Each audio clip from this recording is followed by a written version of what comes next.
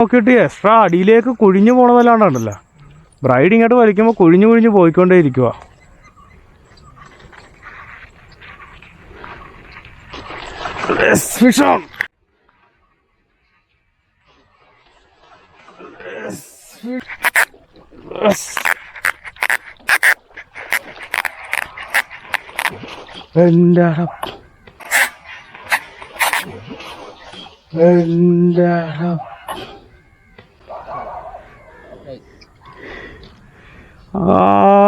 ഒത്തിരി നാക്കേശം ഒരു ചേറുമീൻ അടിച്ചത് പോയി.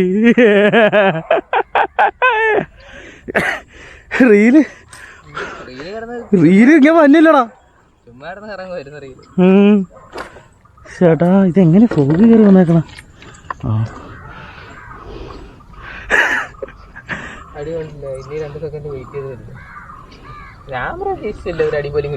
ഞാനൊട്ടും പ്രതീക്ഷിച്ചില്ലത് കോപ്പ്. അയ്യാ